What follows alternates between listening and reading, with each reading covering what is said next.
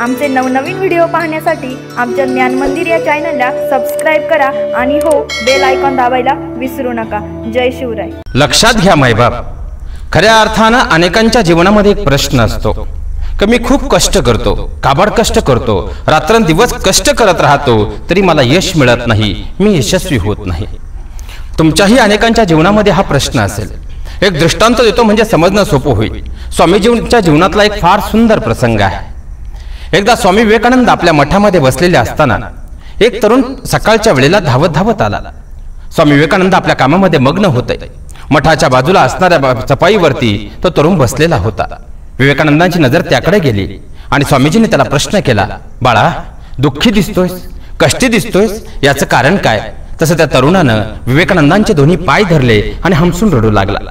स्वामी विवेकानंदांनी त्याला शांत केलं आणि विचारलं, बाळा अरे का रडतोयस? त्यावेळी त्याने सांगितलं, स्वामीजी मी दिवसाची रात्र करतो, रात्रीचा दिवस करतो, मी काबाड कष्ट करतो, पण मला यशच मिळत नाही।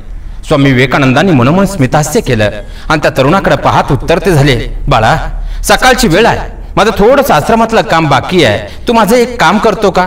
तिथे बांधलेला जो कुत्रा आहे तो आमचा पाळीव कुत्रा आहे, त्याला अर्धा किलोमीटर दूरवर फिरून आणतो का? तोपर्यंत मी माझी बाकीची सगळी कामं आवरतो आणि मग तुझ्या प्रश्नाचं तुला उत्तर देतो।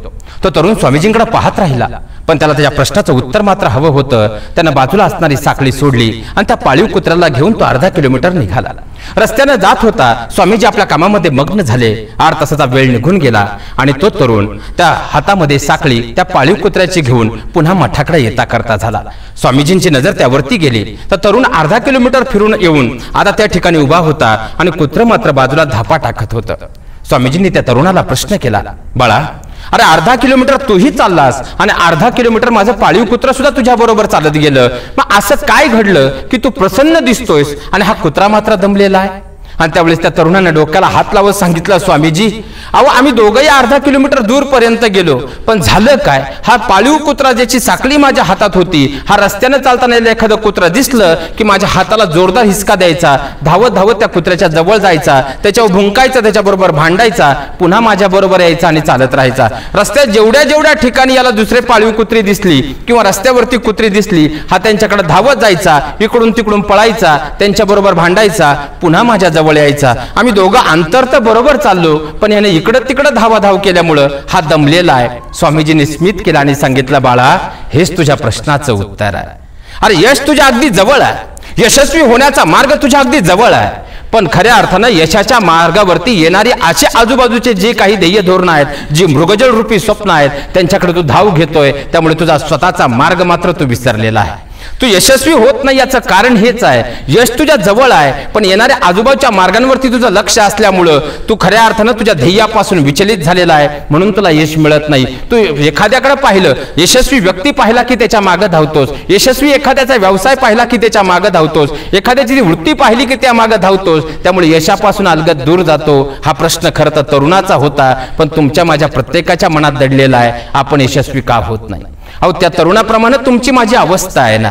एखादा इंजिनियर पाहिला, एखादा डॉक्टर पाहिला की आपण त्याच्या मागे धावत राहतो, मलाही डॉक्टर झालं पाहिजे, मलाही इंजिनियर झालं पाहिजे, मलाही वकील झालं पाहिजे। एखादा संधी अधिकारी पाहिला, एखादा चांगला पगार नोकरी सरकारी अधिकारी पाहिला की आपण त्याच्यासारखं व्हावं म्हणून हे सोडून देतो, पुन्हा त्याच्या मागे धावत राहतो। असं करत करत मूळ ध्येयापासून आपण विचलित होतो आणि खऱ्या अर्थानं जीवनाचा स्व हरवल्यामुळं आपण अपयशी होतो। तो त्या क्षेत्रात यशस्वी झाला म्हणून आपणही त्या क्षेत्रात यशस्वी होऊ, हा समज पहिल्यांदा काढून टाकावा। कारण खऱ्या अर्थानं त्यामध्ये त्याला यश मिळालंय म्हणजे आपल्यालाही मिळेल हा विचार मुळातच करू नका। हे माझं वाक्य नाही, महावैष्णव माऊली ज्ञानोबा आहे ज्ञानेश्वरीच्या 3ऱ्या अध्यायामध्ये फार सुंदर वर्णन करतात। म्हणून अनेकांचे जे विहित आपणीचे अनुचित ते ना आचरावे, जरी हित विचारी जे। म्हणजे खऱ्या अर्थानं आपल्याला जे अनुचित आहे, आपल्यासाठी जे योग्य आहे ते इतरांसाठी योग्य असेलच असं नाही, आणि आपणासाठी जे योग्य आहे ते इतरांसाठी जसं योग्य असेल असं नाही। त्याचप्रमाणे इतरांसाठी जे योग्य आहे ते आपल्यासाठी सुद्धा योग्यच असेल असं अजिबात नाही. अहो, या जगाच्या पाठीवर एका चेहऱ्याची दोन माणसं जर सापडत नाही तर एका गुणवैशिष्ट्यांची दोन माणसं तरी कशी सापडतील? ज्याप्रमाणे चेहरे भिन्न भिन्न आहेत, अगदी त्याचप्रमाणे प्रत्येकामधली कला, प्रत्येकामधलं कौशल्य सुद्धा वेगवेगळं आहे. फक्त ते स्वतःला शोधता यायला हवं आणि ते ज्या दिवशी सापडलं त्या ध्येयाचा पाठलाग केला, यशस्वी होण्यापासून तुम्हाला कुणीच रोखू शकत नाही. पण आपली बुद्धी नेमकी कशी आहे? आपण एखाद्याचे यश पाहिलं की त्याच्या मागे धावतो. महावैष्णव माऊली ज्ञानोबा फार सुंदर सांगतात, तया स्थिर बुद्धी पार्था आणि काही नाही सर्वथा. ज्याची बुद्धी चंचल आहे, ज्याचं मनस्थिती चंचल आहे, तो फक्त इतर गोष्टींमागे धावत राहतो आणि मूळ आपल्या ध्येयापासून विचलित होतो. ज्याचा स्वभाव चंचलतेकडे आहे तो यशस्वी होऊ शकत नाही. तुम्ही तुमच्या ध्येयावरती जर स्थिर राहिला तर खऱ्या अर्थाने यश तुमच्या दूर नसेल, यश तुमच्या जवळ असेल. यशस्वी होण्यापासून तुम्हाला कोणीही रोखू शकणार नाही. लक्षात ठेवा. विठ्ठल